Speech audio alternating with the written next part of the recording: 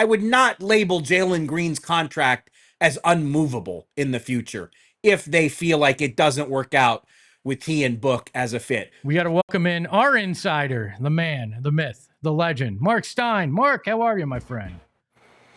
Espo, not to be confused with Phil Esposito, not to be confused with Tony Esposito. However, I see you have somehow secured a Quinn Snyder-esque glasses deal. Look at you with the Suns orange specs. Quinn Snyder is jealous right now. He will be when he watches this pod. For our older viewers, Sally Jesse Raphael will also be jealous. And I am fourth on the Esposito power ranking, the two you mentioned, and then Vincenzo Esposito, who played for the Toronto Raptors in the 90s and did absolutely nothing. And then I'm fourth on that list. But we appreciate you joining the fourth best Espo to talk about some basketball, Marc. And obviously a busy Sunday with Game 7 of the finals, but the pregame, the precursor, the Kevin Durant trade. What can you tell us in terms of how this deal went down and how it wound up being the Houston Rockets? Well, it's interesting. All season long, all the messaging out of Houston was no. We are not going to pursue Kevin Durant. We are not going to trade for Kevin Durant. I really feel like the playoffs did change the calculus here because they really struggled offensively. This was the West's number 2 seed. And I would also say, I think what enabled Houston to kind of take that firm position and ultimately amend it to a degree is they were uniquely suited to do this because they are I don't know if there's any other team, certainly no other team that was in the bidding that could give up Jalen Green and the number 10 pick and Dillon Brooks and say, you know what? We're fine losing all that because we have plenty of reinforcements to replace all of that and bring in Kevin Durant now. Like, Dillon Brooks had a very positive impact as a Rocket, despite all the skepticism when the Rockets made those moves to bring in Dillon Brooks and Fred VanVleet with such a young group. But they've got Amen Thompson and Tari Eason, and they've got other players who can soak up those minutes that Dillon Brooks had. And yes, it's the number 10 pick. And in all of the reporting that Jake Fisher and I did leading up to this trade, we've just been hearing over and over and over about how much the Suns wanted at least one pick in the lottery in this draft. But from the Rockets seat, the Rockets already have a slew of players under 25, and scouts routinely describe this draft as it's an 8-player draft. So from the Houston perspective, they're fine surrendering number 10 because from their seat and from the way a lot of teams out there look at it, it's an 8-player draft.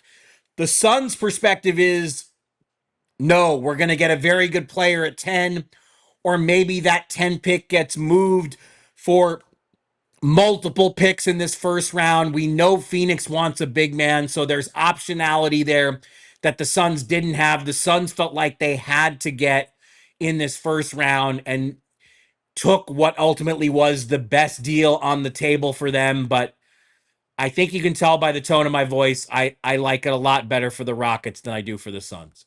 Was this the best offer on the table from what you can tell in your reporting? Obviously, Kevin Durant significantly impacted this process, making it clear where he wanted to go.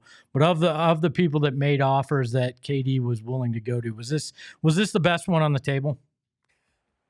I think so, based on what the Suns wanted to do here. I mean, look, Jalen Green is he's a former number 2 pick in the draft. He's only 23. He certainly has lots of room to get better. Jalen Green is a good player, so it's not like the Suns only came away with number 10 here. They get Jalen Green, and if we go back to Matt Ishbia's end of season press conference, he was very clear that they want toughness and edge, and Dillon Brooks does give them that. I mean, he is a starter level player. So, it's not like they got nothing here, but it is impossible to judge this trade without remembering what went out the door. And it was just such a staggering amount of trade assets that the Suns surrendered to get Kevin Durant. Fair or not, like it or not, this trade is going to be judged against what went out the door to get him. And it's going to be judged against what this team achieved after trading for Kevin Durant, which is winning one playoff series and now heading for its fourth coach in Matt Ishbia's 4 seasons. There's no way to get around those realities. I mean, I know I don't have to. You live this every day and you're emotionally invested in it. So I know I don't have to explain this to you. And everybody, I can't see the chat, but I'm sure everybody in the chat is very well acquainted with the dynamics too. And those are the realities. The Suns are being judged based on those other factors. I mean, like you said, Kevin Durant had an influence here because numerous interested teams knew he was only open to do an extension with Houston and San Antonio and Miami. And that list, as I reported a week ago from last Sunday, would have included the Knicks if the Knicks didn't say, we're not going to be pursuing you. The Knicks basically took themselves out of the running before the process really even started.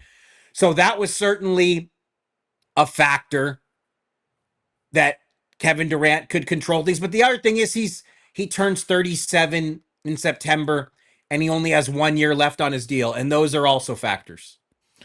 When you look at Jalen Green and kind of the perspective around the NBA of him, that it feels like the overwhelming consensus is that he's a negative asset with that contract. Is that kind of the feeling that you've I gotten think around it? I think that it's too harsh to put it like that. He is a former number 2 pick and a very good player. The way with upside. The way I would say it is when he got his extension in October, 3-year deal, 105 million.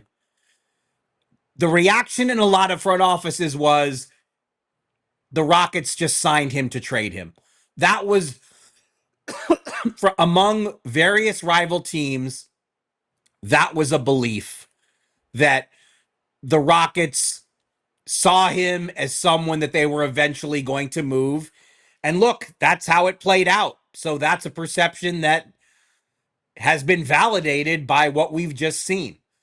But the questions, I would say the questions are more.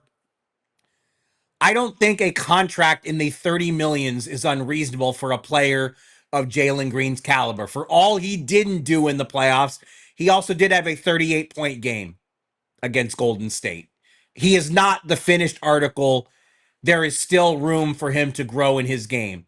I don't think 33 million a year or whatever it is, whatever it is in the 30 millions, I don't see that as outrageous. The questions are, does he fit alongside Devin Booker?